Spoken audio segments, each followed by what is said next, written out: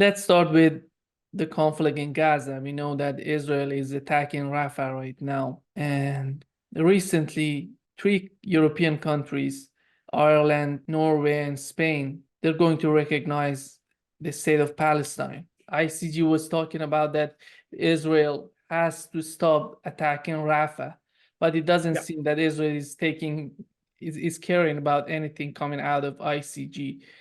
And the other thing was a report on Politico. It says 30 to 35% of Hamas forces were killed by Israelis so far. 65% of tunnels are intact.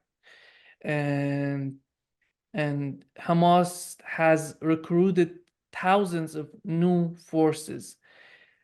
When you put all these pictures together, how do you find the current face of the conflict in Gaza? Well, it's obvious that Israel has, even if Israel might have an advantage on the ground, Israel has lost on the strategic on the strategic level.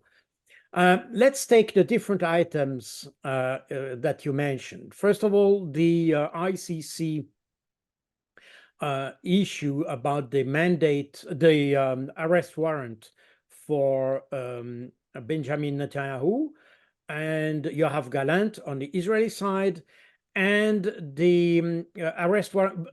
It's a request for an arrest warrant, by the way. No, to my knowledge, at this stage, no arrest warrant has been issued at this stage. But on the Palestinian side, I mean, Hamas side, basically, you have Ismail Haniyeh, who is the political leader of the Hamas, Mohammed Daif, who is the head of the armored wing of the Hamas, the Izz ad-Din al-Qassam, and you have the Sinwar, Yahya Sinwar, who is in fact, the regional commander, the Gaza regional commander for Hamas. And it's interesting because we had the strong reaction from the Israeli government saying that it's impossible to put at the same level a terrorist group and a democratic state, or individuals coming from the democratic state and individuals coming from a terrorist organization. And this was backed by a very strong wording by the Biden administration and many Western countries. Just to stop a moment on this one, it's interesting to see that Israel has absolutely not understood that the problem is not the fact that Israel is democratic or not. The problem is not the fact that Hamas is good or bad, is not that Hamas attacked on the 7th of October or not. This is not the problem. The problem is the way Israel behaved. That's the problem. And basically, the mandate, the request for an arrest warrant of the ICC relates to a behavior, not to the nature of the organization. You might be president of a country or whatever you are. If you behave wrongly, then you behave wrongly and you should be punished for that. And that's exactly the problem. And it's interesting to see if you follow also the debate in the ICG, so the International Court of Justice, that Israel comes exactly with the same argument. They don't consider themselves as faulty because the bad guy is Hamas. And therefore, if you have a bad guy, then you are allowed to do anything. And that's not the way law works. Not just at international level, but also in your country. It's not because somebody is bad that you're allowed to kill him. So this is here we see a fundamental discrepancy between the way Israel understands itself, the way Israel understands its own action, and the way the international community observes, understands, and sees, of course, what's happening in Palestine. And in fact, if you study what happened in the last 80 years or so, you will see that, in fact, it's exactly the problem we face with Israel since 1947, even before Israel existed, because Israel was created in May 1948. But even before that, the Jews, because at that time, if I based on the resolution 181 of the General Assembly, they talk about Jews, not about Israeli, because Israel didn't exist. But from 1947 and probably even before, the Jews behaved like if anything is allowed for them. And this is a very strange way of understanding both international relation and interhuman relations. And that explains probably indirectly the words that are used by the current Israel leadership, that Palestinians are just subhumans or human animals and things like this. This is, in fact, the way Israel reacted to this declaration of the ICC reflect exactly the problem the international community faced with Israel. It's the impossibility for Israel to understand that it belongs to the international community.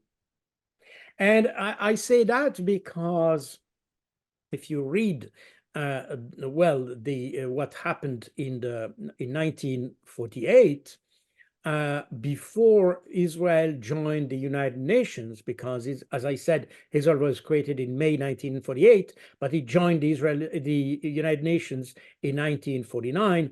And in between, Israel was asked to make a specific declaration that he would respect the international law. And that's interesting that it was a request from the UN that Israel should declare that it would respect the international law, because already at this stage, the international community knew that Israel was not able to understand that. And in fact, what we have seen in the last almost 80 years, it's exactly that. A country, and not just individual leaders, because in fact, we have a continuum since 1947 with the similar, in fact, behavior.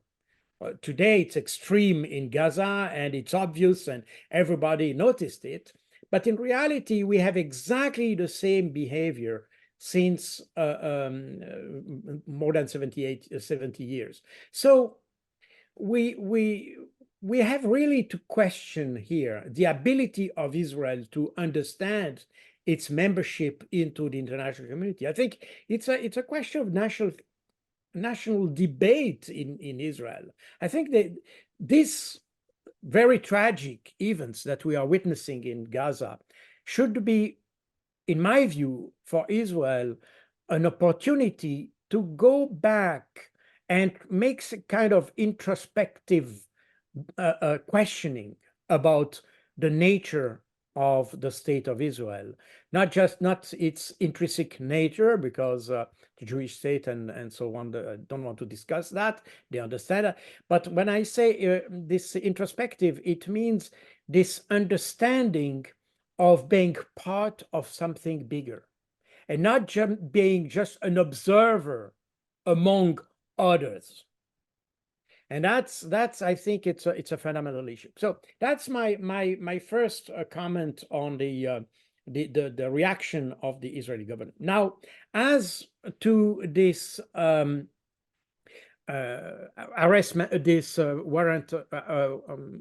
warrant, as I said, we have so far nothing. But my personal, I don't know. I have no crystal ball and have absolutely no idea what will happen in the future.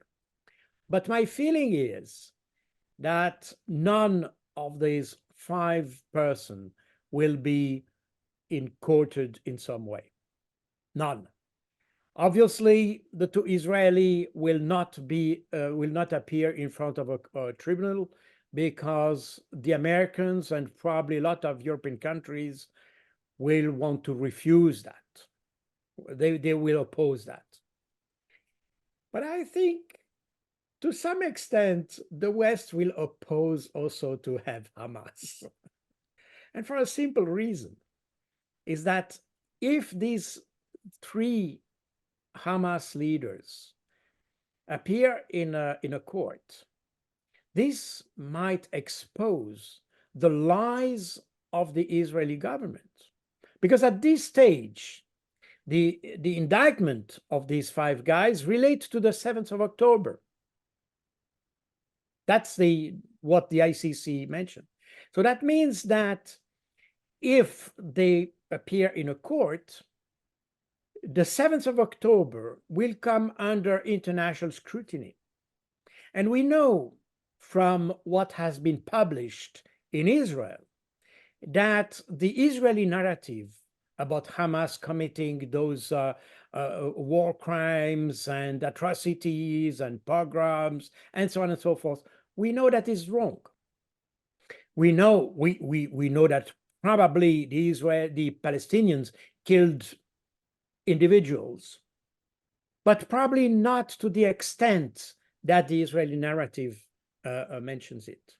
And if these guys come in front of a tribunal, that will even more expose the fallacy of the Israeli government and the fallacy of the narrative that was even reflected by the whole Western media.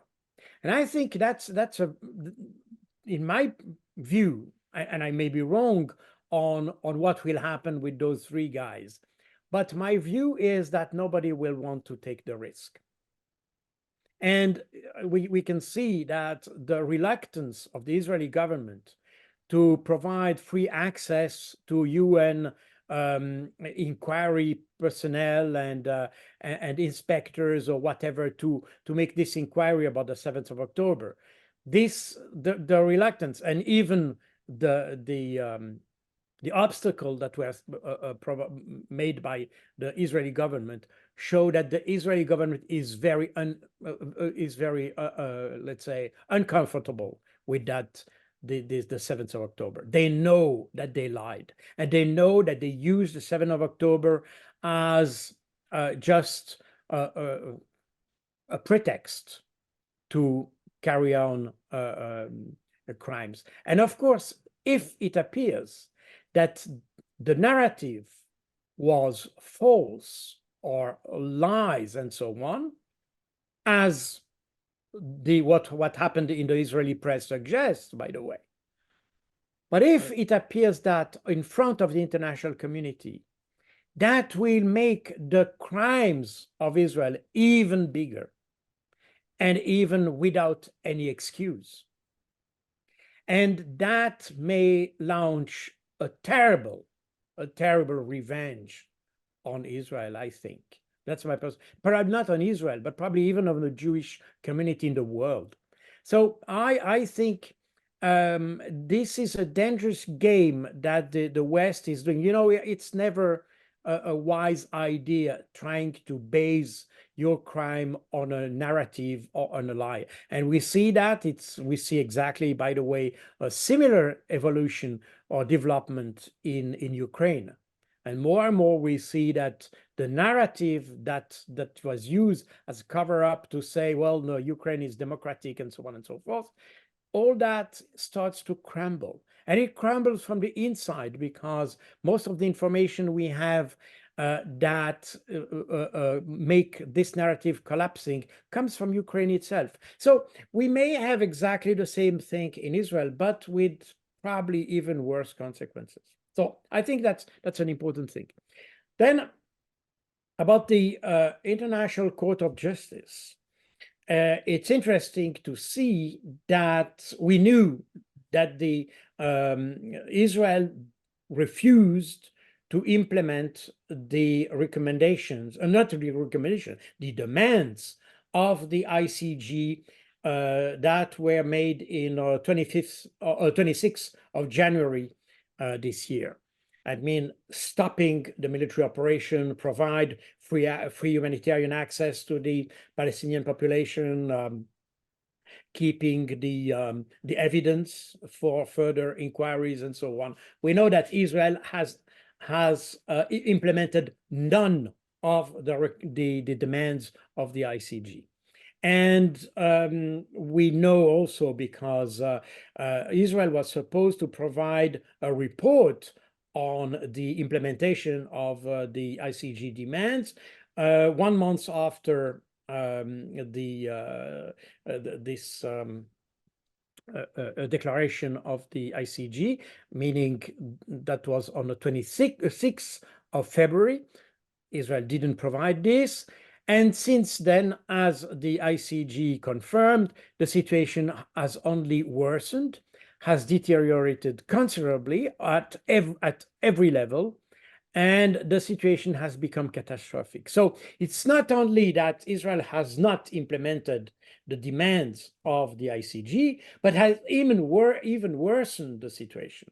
So we're in a situation that Israel not only disrespect or disregards the ICG and the international law, but even go beyond that and make the things worse. So I think, again, I have no idea what is the status of the discussion about the plausibility of a genocide, but I think everything that Israel is doing goes in the direction of confirming that there is a genocide. So I'm curious to see what the ICG will come with as a final decision on that. But I think it doesn't sound good for Israel.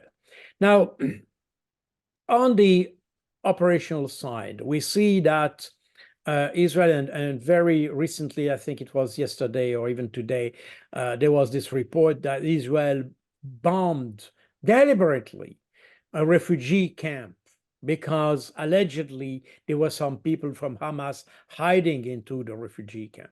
So we see that there is a ruthlessness of the Israeli forces in this conflict that is beyond understanding. And I think what the result of all that is that I think there is, I mean, people, I don't know how to express that, but I think the hate against Israel is growing everywhere. And that may explain what we see and the decision of Spain, Norway, and Ireland to recognize the state of Israel. I'm not saying that these countries have made this decision based on hate. This is absolutely not what I suggest.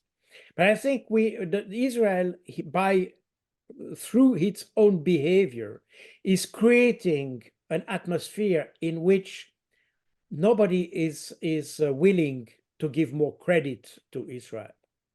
Now we want the solution and, in fact, justice, because I remember that the decision of the UN in 1947 was to create a Jewish state and an Arab state. And eventually the UN ended up with a Jewish state, although the way this state gained its territory is still in its form, and the way it was conducted, the gain of the territory was illegal, because it's absolutely not what was decided in the resolution 181. But nevertheless, a state of Israel was created and none on the Arab. So that means that since more than 70 years, the Palestinians are waiting for the state, and I think it's time now to provide this. And this would, that if the international community would grant the Palestinians this statehood, this status of statehood, that would be a game changer, because then Israel and the Palestinians would be able to talk on an equal foot. Because today, Israel is talking to somebody who has no real status. And that's, in fact, is one of the reasons why we are not able to find a solution, because Israel doesn't feel compelled to find a solution. If Palestine would be a state, that would oblige Israel to consider the Palestinian at an equal level. And I think that's an important thing. But that has also another impact. If Palestine is a state, that would then oblige the international community to assist this state through Article 51, for instance, of the Charter. So, of course, in the theory, the international community could intervene in Palestine or in Israel under the principle of the responsibility to protect. In fact, that's, by the way, what Russia has invoked to intervene in 2008 in Georgia, and in 2022 in the Donbass. This was the purpose of the operation, was the responsibility to protect the population. So if the international community would be honest, they could intervene and provoke, as the international community did, for instance, for Libya. In Libya, in 2010, the international community intervened in Libya just because there was a threat on a part of the population. By the way, it was a false threat, because we know now that there was absolutely no massacre in Benghazi and so on. But the narrative of this massacre was in fact a fallacy. Basically, it was a lie that has been propagated to provoke the intervention. But this put aside, the international community intervened in Libya under the responsibility to protect. So why couldn't the international community intervene in Israel with under the same pretext, not same pretext, the same principle, and bomb the Israelis? I mean, if we would apply the same logic, I'm not suggesting to bomb Jerusalem and Tel Aviv. This is not what I'm suggesting. But if the international community were consistent and would apply the international law, they could assist physically, militarily, the Palestinian population under the label of the responsibility to protect. And if there is a state of Palestine, that would make this situation even more significant, because then Palestine could invoke the Article 51, for instance, of the Charter, as I just mentioned. So the decision of recognizing the Palestinian state is an important step. But if you look at the map, you will notice that in fact, the only countries that haven't recognized the state of Israel are the Western states. We are exactly, if we look at the map, it looks exactly the same as those countries who applied sanctions against Russia or others or Iran and so on. We have exactly the same map. And we see this, the growing importance of what we call the rest of the world towards a West which is increasingly isolated. And isolated on the wrong side, because as we see for the case of Palestine, I think the good common sense would say that it's simply humanity and good and common sense to help the Palestinians and to give them this status of a statehood. But since we are not doing that, and the Western countries are not doing that, it's obvious that there is a bias in the West towards the Arab world at a whole, and but specifically at the Palestinians.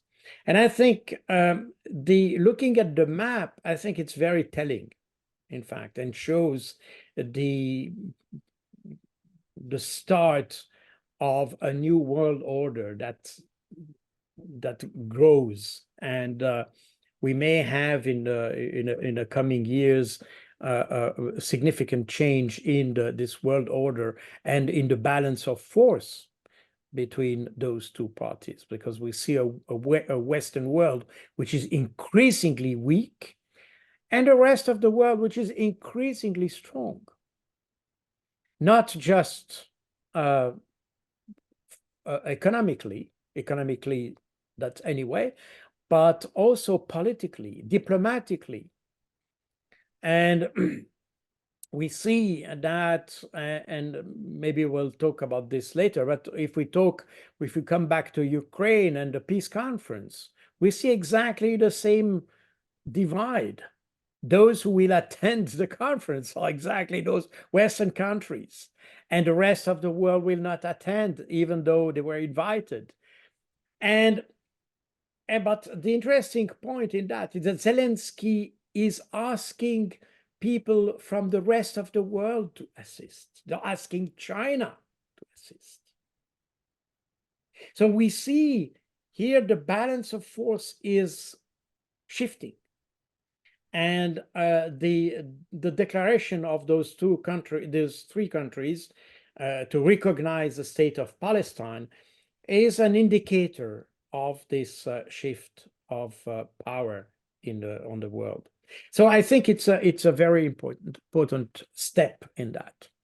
And if we sum up all that, we see, as I said at the very beginning, that Israel has failed miserably. I said miserably because it didn't fail with honor.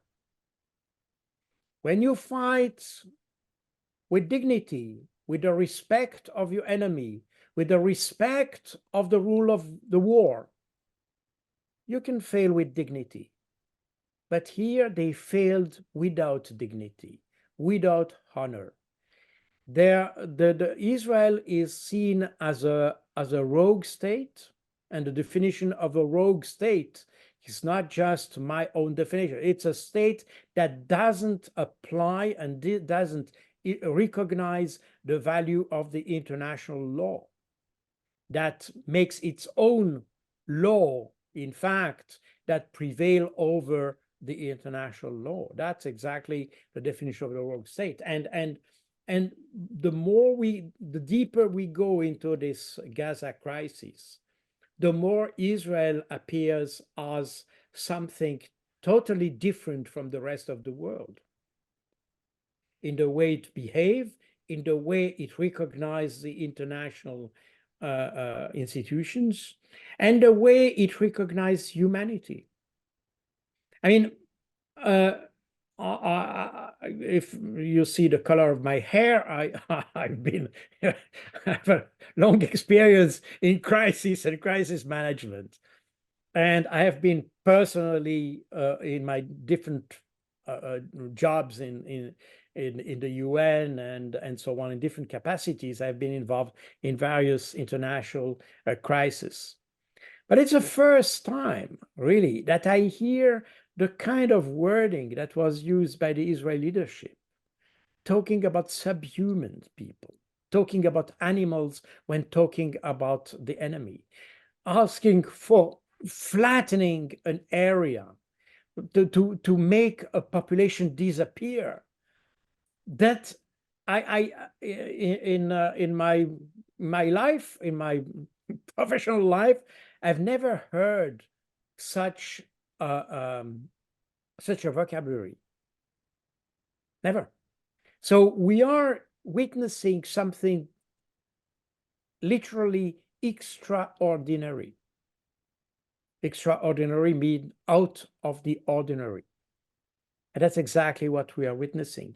And I think Israel is suffering from that, but I think it will suffer from that in the coming years. And the problem, and it's tragic, but that's, I think it's unfortunately an unfortunate consequence of that, is that I feel that the Jewish community all over the world will also suffer from that. And that, in fact, explains why, for instance, Ronnie Broman is a Jew. He lives in France. He's the former director of Physicians Without Borders. And it's a NGO that provide relief in crisis, in war, and so on. And these are medics, and he's a medic, by the way, Ronnie Broman. But he said, and I think very rightly, he said the policy and the behavior of the Israel put the whole Jewish community, including myself, I mean, he talks for himself, of course, including myself, in jeopardy. And I think that's perfectly true. I think the people in Israel don't realize that by doing so, they will certainly put in jeopardy the perception of the state of Israel. This is clear. But in addition to that, they will create a very difficult life for the whole of the Jewish community. And this is tragic. I think this is something which is very unfortunate. But this is a little bit the problem that we see in, and I've mentioned that in your channel a couple of times, is that Israel conducts its war at tactical level. They don't conduct the war at strategic level. They have no strategic vision on things. They have a tactical vision. They just it's just shooting at people, period. They don't understand that it may have strategic consequences. And the reason why they were not obliged to think strategically is that, in fact, every single mistake they made received pardon. So why should they bother? There's no reason, because if there are any consequences, the United States will come and help. I'm making it a little bit in a simple way, but I think it's a little bit the way things are developing, and that explains this very strange behavior of a country which is absolutely not bothered by the perception that the country has in the world. So I think that's in a nutshell what we can probably summarize from all these events that you mentioned in your question. People are thinking why Israel is doing this, just pushing the people from the northern part to the southern part. Right now, they're trying to drag people to the northern part of Gaza. Do you think that they're trying to push these people to the Gaza pier and they send them to the United States, to European countries? How do you see this concept? Well, I think that's from the very beginning. I think that was the idea. In fact, this was already mentioned in October, just as Israeli was trying to figure out how they would counter the Hamas in the Gaza Strip. And this was this idea that everybody had to go towards the south. And I think the idea of the Israeli was to push everybody through the Egyptian border and to push everybody into Egypt. And there were even some suggestions that Egypt could build refugee camps and things like that. And so was this idea. And the Egyptian government refused to do that. Egypt was criticized for this, by the way. In my view, even if Egypt has not shown a lot of, let's say, was not very helpful, let's say, for the Palestinians, but on this issue of the border and to prevent the Palestinians to come over in Egypt, I think there was a good rationale for that, because the Israeli wanted, in fact, to eradicate, and if you look the word exterminate, this is that. Extermination is basically to uproot a population and to eliminate it from an area. And that's technically what Israel wanted to do. And that was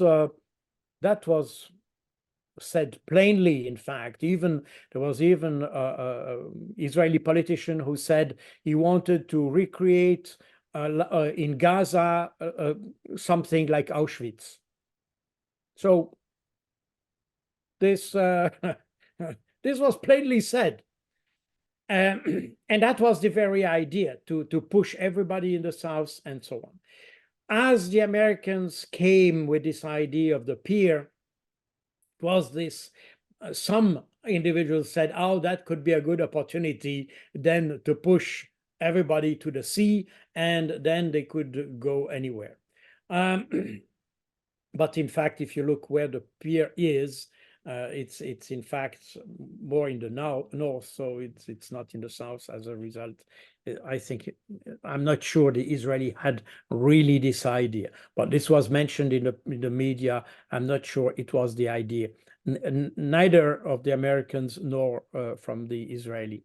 But in any case, it was certainly the idea that to remove all the Palestinians from Gaza.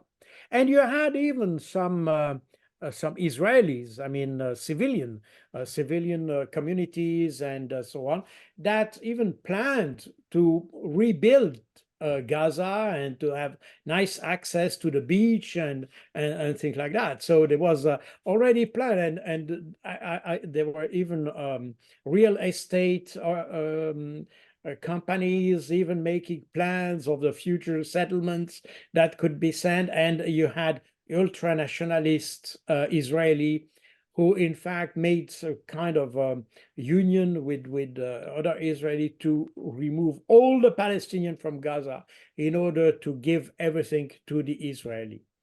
And so there was certainly this idea. Now, the problem is that Egypt didn't play this game and the border remained closed. As a result, they had to do within the Gaza Strip this kind of, if you allow me to use this expression, the musical chairs, that you have to shift people from an empty place to another in order to allow the Israeli to fight. Now, the problem is that the Israelis have absolutely not understood what Hamas is. And they have totally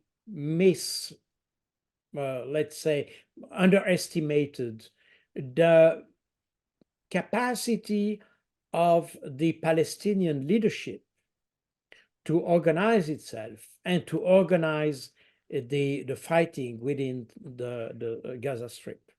As a result, as soon as the Israelis have emptied and cleaned an area, the Palestinian resistance came out and resumed fighting against the Israeli. As a result, the Israeli have absolutely no control of any places or any square meter in Gaza. They have absolutely no control. As soon as they leave an area, the resistance come again, is again active. It is ready to come back, they get destroyed, and so on. So the Palestinian management of the conflict, or the leadership and the command and control, is absolutely fantastic from a technical point of view. From a military point of view, it's extremely efficient. It's guerrilla warfare. I think this the Palestinian resistance in the Gaza Strip will remain as a textbook example of how you fight in a so closed area, because Gaza is extremely small. I mean, when you talk about guerrilla in Iraq, in northern Iraq, or in Syria, things like this, you can imagine how complex it is in such big areas. But when you are in a small area like this, the ability of Hamas to keep their command and structure effective, because what we see, if we analyze the Palestinian operations, we see that they are extremely well coordinated. And not because, in our view, in the West, we see the Palestinian operation as Hamas operations. And therefore we say, well, that's one organization. But it's not exactly that. In fact, we have a series, a collection of groups and movements. You have the Izzedin al-Qassam, so the Hamas armed wing, but you have also the Al-Quds brigades of the Islamic Jihad. You have the Al-Aqsa brigades. You have a variety, about 20, 25 different groups acting together, coordinated, acting in coordination. And you have combined or joint operations with involving different groups for the same action, meaning that the coordination between these groups works perfectly, and that the command is perfectly unified. So that means that the Israeli, in more than 6 months, have not been able to prevent this effective command and control. They have not been able even to make this command and control. I mean, they probably made it more difficult, but they were not able to prevent the leadership to control operation on the ground. So it's a total failure at operational level, because here, when we talk about the coordination of different groups and the leadership in the Gaza Strip, we're talking about the operational level. And this means that the Israeli have absolutely not understood the kind of adversary they are fighting against. They've not understood that. And you mentioned before that there were, the figures that were mentioned by the Israeli. They said they have 2/3, or I think nobody knows these figures. Absolutely not. In fact, I made in my book, I made some calculations based on the Israeli declaration. And in fact, if you see all the figures that the Israeli claim to have killed in terms of Hamas combatant, you'll see that in fact they are taking even the civilians, because they are not able to distinguish Hamas, non-Hamas, and so on. That's also the reason why you have so many people killed in hospitals and so on, because they don't know who is part of Hamas, who is not. As a result, they kill everybody, and then they claim it's Hamas, but in fact they don't know. They have absolutely no understanding of who they are fighting against. So the figures they are mentioning, in my view, are just political figures. It's just for propaganda purposes. Because on the ground, you don't see a decrease of activity of the Palestinians. I mean, if they had killed such a proportion of fighters, then you would see the effect on the ground. You would see a reduction of the number of action and the number of activities on the ground. But in reality, if you look at the number of actions that are performed every day, every week by the Palestinians, you see that this number has not decreased. In fact, it has increased. And you see even new weapons appearing on the battlefield, if you want. Palestinians have come up with new weapons. So that means that the Israeli have absolutely not achieved anything. They have probably killed a lot of civilians. And that was probably an objective, by the way, because that's part of this policy of emptying the Gaza Strip. And you can also say that it's a policy because the number of medical personnel who has been killed. It's very interesting. I saw very recently a report on the number of medics and medical and paramedics who have been killed specifically in the areas that were occupied by the IDF. So meaning that they are targeting specifically these guys. And why that? That's exactly for the same reason they are targeting the medical infrastructure and all the infrastructure that are necessary for living.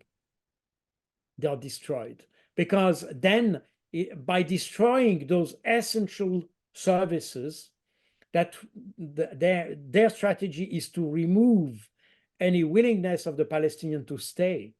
Because if you have no water, if you have no food, if you have no medical support, why would you remain? And that's the reason why the Israeli are preventing the humanitarian aid to enter Gaza.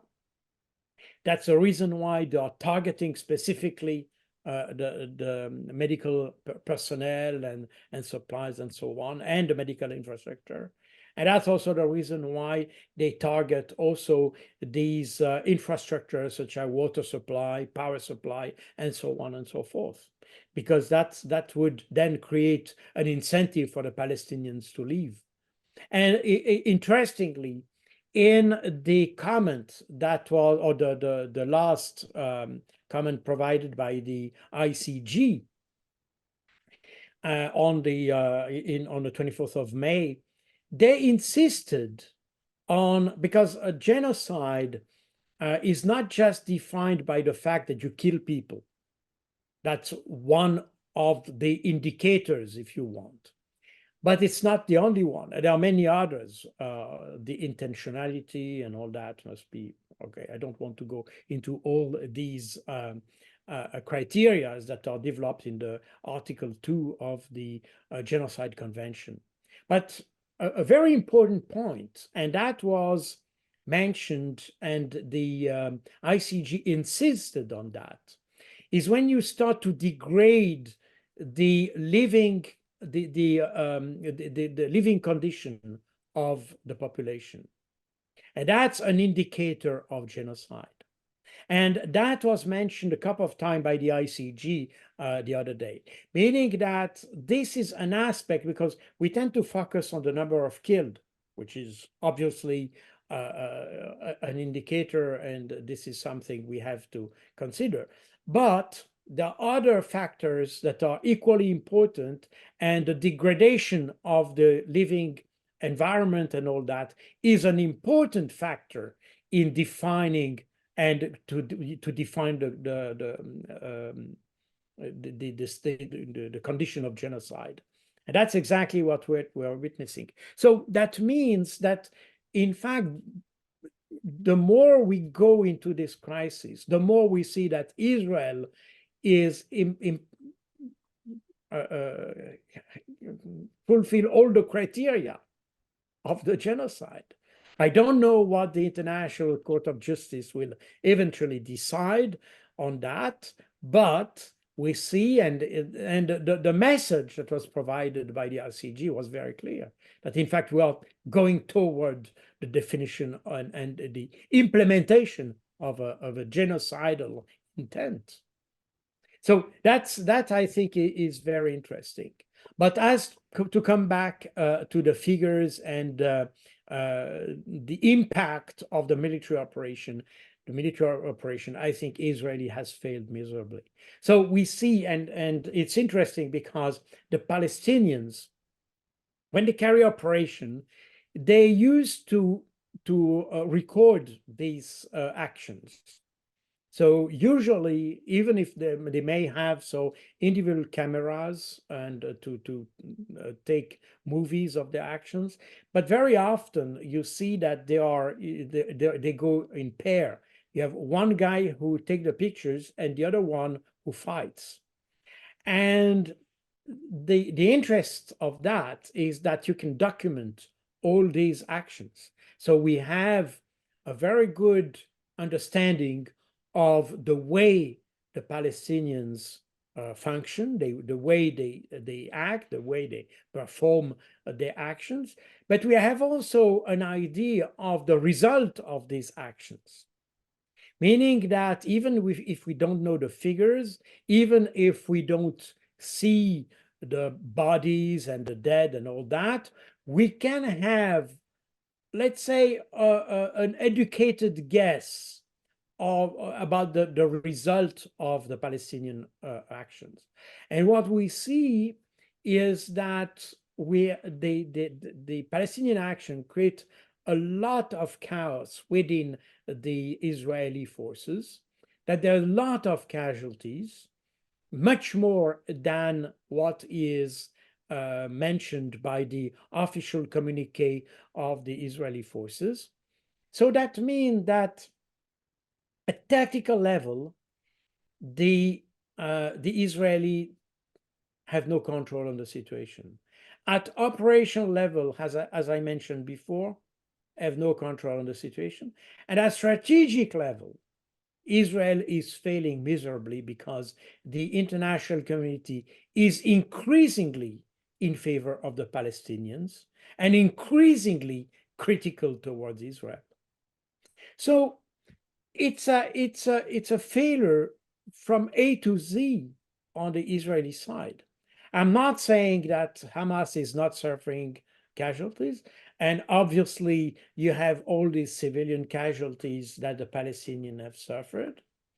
But you also notice that apparently there is no there is no resistance within the Palestinian population against Hamas or so. I mean, the Palestinian fighters have managed to keep the support of the Palestinian population. And why that? Because they have the feeling to die for something. That if they suffer casualties, if they suffer fatalities, it's for something. And on the other side, you have exactly the opposite on the Israelis. The Israeli soldiers don't understand why they fight this war, because they feel there are other ways of solving the problem. And in fact, you even have, I mean, recently, that was last week or so, you had an Israeli soldier that asked its fellow soldiers, the companions of the Israeli army, to create a coup against Netanyahu. So we see that within the Israeli forces, people don't understand why they should fight this way, why they are fighting at all for that. And so we have here again at political side, I mean, a domestic side, you also have a failure on the Israeli side. So it's a total failure. And the problem, again, we shouldn't, when assessing assessing the resilience of the Palestinian population, we should consider that the problem is not just limited to the 7th of October. the 7th of October is the result of everything that happened before. As a result, my view is that the Palestinians had as an objective to draw the Israeli on the Gaza Strip. Because on the Gaza Strip, they have this network of tunnel, they have this work. In fact, tunnels and all this kind of fortification they have is in fact a defensive infrastructure. And it's exactly, in fact, they replicate to some extent what happened in South Lebanon with the Hezbollah in 2006. Because here again, the Israelis were defeated. Because the Hezbollah is not set to attack Israel. The Hezbollah is set to defend and protect the South Lebanon. And that's the reason why they have a network of trenches, bunkers, tunnels, and so on, exactly the same. And in my view, the people from Gaza have taken the example of what happened in 2006 in South Lebanon to provoke the Israeli to come into the Gaza Strip and to defeat them where they are able to defeat them, on their ground, on a ground they have a total control over, with all the tunnels and all that. I think that was absolutely deliberate. And that's exactly what we have today. But the thing is that the population is willing to accept this sacrifice because they understood that they haven't gained anything in 75 years. They have gained nothing. So when you are struggling years and years to gain nothing, then you are ready for desperate solutions, and that's exactly what the Israeli have led the Palestinian to, and that shows the lack of strategic vision by the Israeli, not just Netanyahu, but all those government that came before even Netanyahu. When Netanyahu is since years on power, but I mean this is a total lack of vision, a total lack of understanding of the crisis on the Israeli side. I mean, if I were Israeli, I wouldn't want to be protected by such a government, because they're totally incapable of understanding the nature of the threat, to elaborate a strategy to cope with that threat. It's a total failure. So we are today, in fact, I mean, and I think I'm not the only one to see that Israel has failed on every single level of this war. Even if they made a lot of casualties and a lot of fatalities, this is not a victory. This is, as I said, this is a war without honor. It's not worth anything. So that's my view as a military, if you want.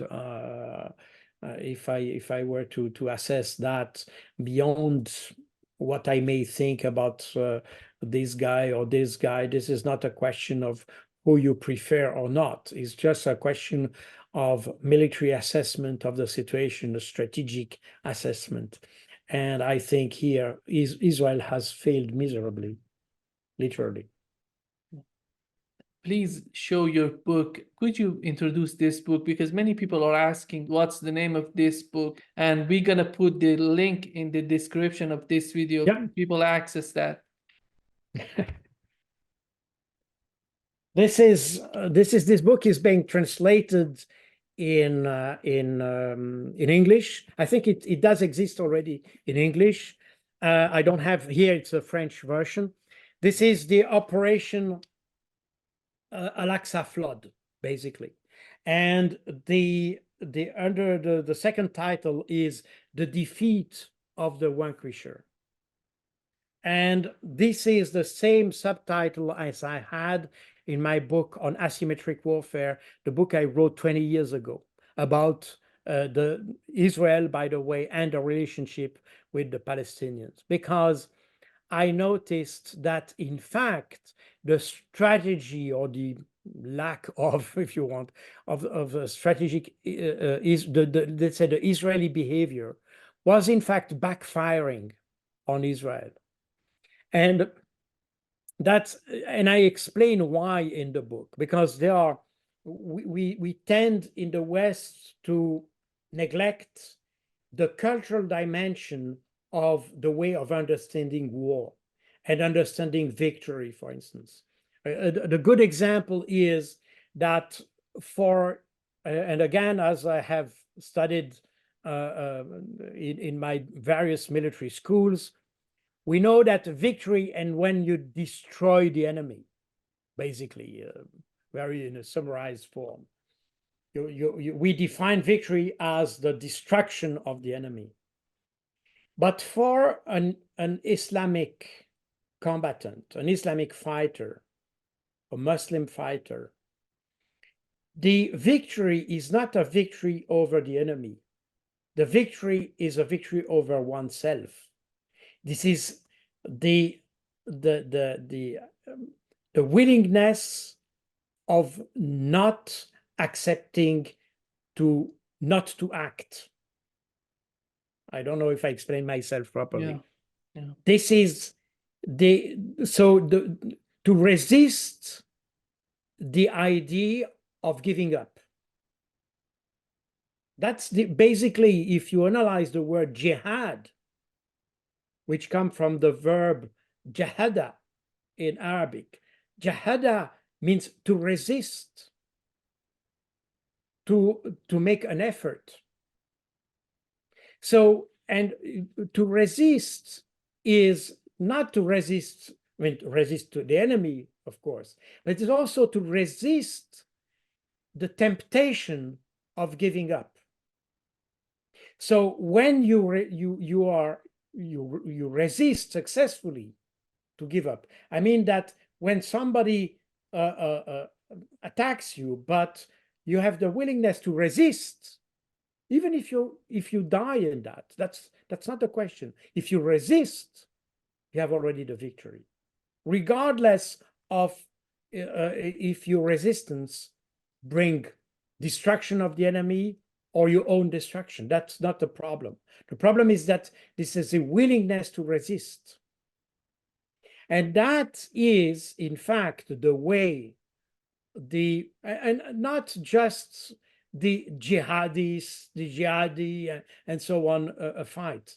This is just the way of thinking in the Muslim, the resisting the temptation to do something which is wrong is already jihad. And in fact, resisting the temptation of doing something wrong is in fact the big jihad, the great jihad. And resisting the enemy on the battlefield is the small jihad, in fact, in a nutshell. In the book, it's of course detailed and explained, and I have a lot of quote and all that to explain, because everything in the book is quoted. I have, I don't know, about 800 or 900 reference. It's an enormous amount of source on that. In fact, for many people, I know people from intelligence, they say it has become a reference book on fighting the issue of Palestine and the way people fight, because it's an analysis of the war, the way war is waged in let's say not just the Palestinian, but let's say in the Islamic mind. And this has not to do with religion as such. It has more to do with culture. It's not about imposing Islam or things like that. It's just the way the Muslim think. I remember when I was head of the UN intelligence in Sudan, I had a lady working with me in my intelligence organization, and she was Muslim. And when we talked about jihad, she said, well, but you know, jihad is our way of living. It's the way we behave every day, in fact. It's not about fighting. It's about resisting temptations, the temptations of the everyday temptations, the everyday small thing that you may tempted to do, and you resist. You say, "No, I will not do that because it's not good." That's that's a very interesting remark that I kept that in my mind because it's illustrates very well, because when we talk about jihad in the West, we see warriors and people who want to kill everybody and fanatical people and so. But it's jihad is something deeper and that as that, and even something which is more intellectual, more cultural, more profound, and even feel with better intentions at the one we tend to understand in the West. So that's the reason why I have this book here. This book, I started to write it, that was in September last year. It's about the operation. So Al-Aqsa Flood is the name of the Hamas operation, and I didn't know that the Hamas would start an operation, but I felt that something was boiling there, and therefore I started to write the book, and that's why this book was published so quickly. In fact, despite the fact it has almost 450 pages, so it's a huge book, a huge amount of research, but a lot of research were in fact made even before the Hamas started the offensive, meaning that when you observe a region, if you start to understand the way people react to events, to situations, you can feel when that something will come. And that's probably my intelligence, my own intelligence culture that helps me to say, probably there is something to write here, and that something is about to come. And I started about 3 weeks before the start of the 7th October of operation. And so that means that if I was able to do that in my office, probably others could have done that. And I observe the Palestinian conflict because I've written several books about counterinsurgency and all that. I was trained in counterinsurgency in the British Army at the time of the war in Northern Ireland. And I have kept this interest for counterinsurgency and various counterinsurgency strategies. And when the war against terror started in 2003 in Iraq, I mean, it started before, but I mean, when I saw what was happening in Iraq and so on, I felt that we totally misunderstood the nature of terrorism, first of all, because we are not able, and I see that every day in Paris, everything that people don't like, it's terrorist. So the very meaning of terrorism has totally disappeared. Nobody knows it's just a bad guy, a terrorist. And for me, words have a significance. That means using the right words should help you to find the right solution. If you start to name people with any kind of names, that will not help you to find the right solution. You will find a possible solution, but it's probably not even the right solution for that problem. So we need to understand, when we need to understand a phenomenon, a situation or whatever, to provide to understand the way it develops, what are its roots, How can we address the problem? At which level? And so on and so forth. We tend to address terrorism. We see counter-terrorist units, things like that. So you need to have a balaclava and a silencer and to be the black dress, and that's counterterrorism. This is bullshit. This is bullshit. Terrorism is not you are not gaining victory with that. You kill terrorists, but you're not winning. That's what the French have done in the Sahel region for years. They have killed terrorists, but they didn't address terrorism. And it's a difference, killing terrorists and addressing terrorism.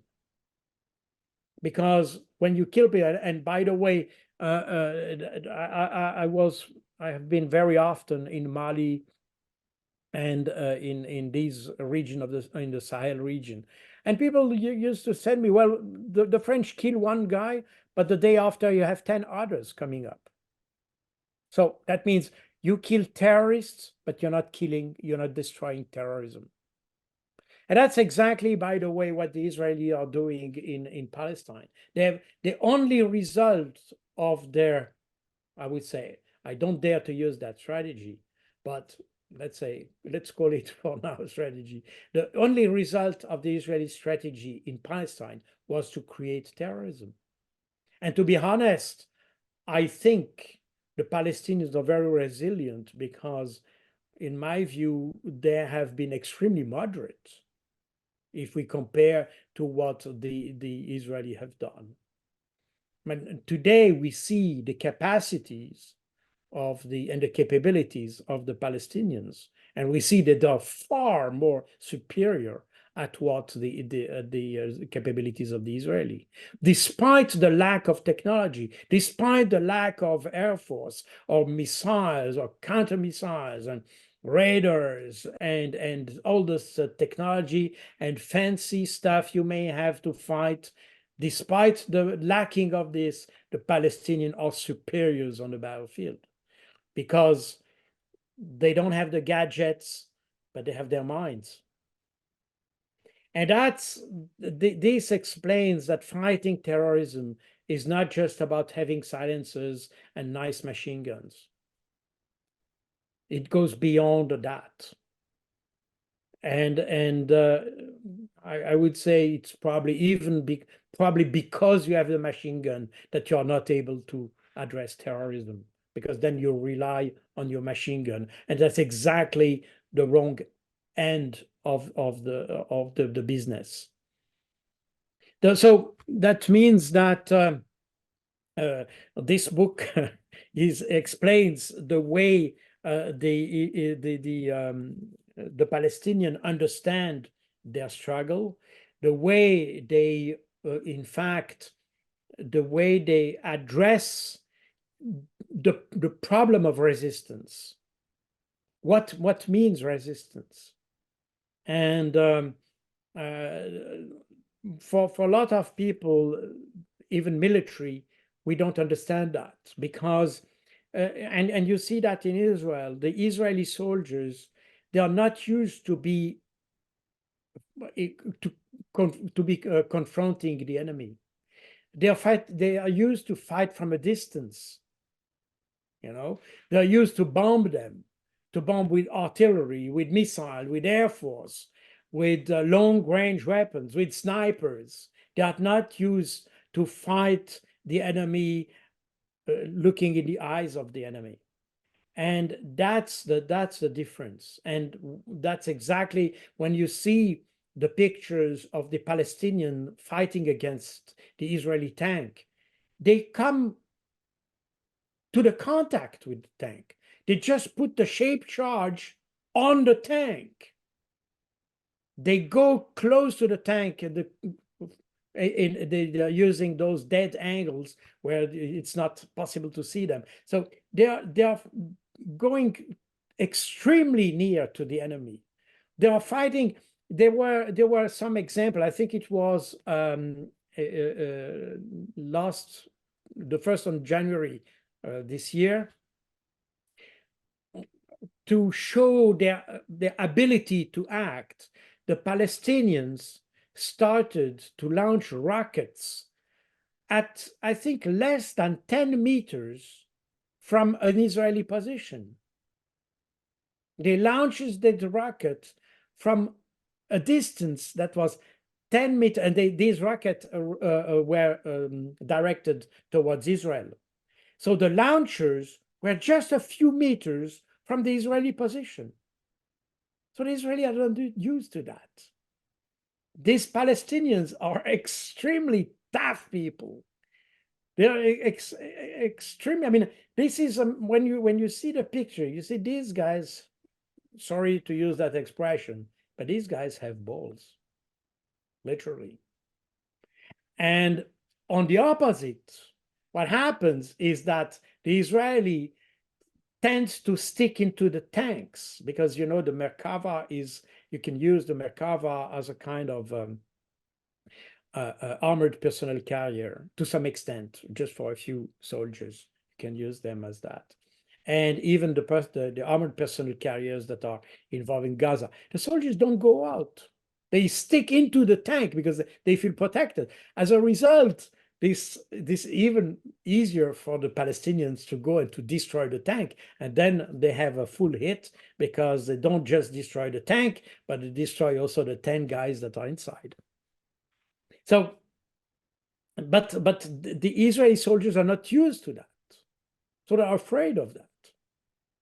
And on the opposite, you have, and that's where you see this, when you have the willingness to fight, no matter the gadgets and the fancy weapons you may have.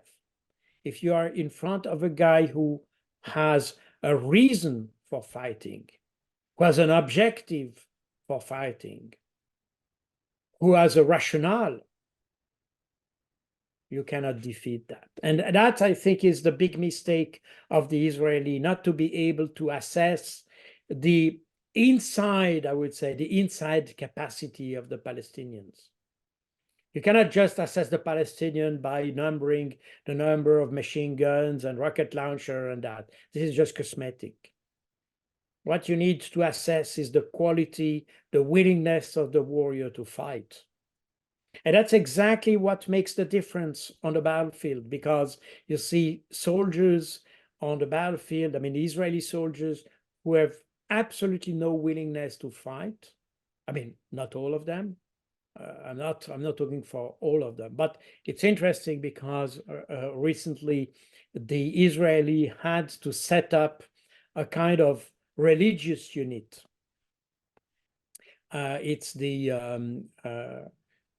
Eternal Judea or something like that. There's a special unit which is made exclusively for ultra-Orthodox combatants. Normally, ultra-Orthodox are not fighting within the Israeli forces because the rules within the Israeli forces prevent them to pray and do their act according to their faith. But they made up a specific unit that is made for religious people, and then those guys can do their religious activities also within that unit, which is kind of special. But at the same time, these guys are extremely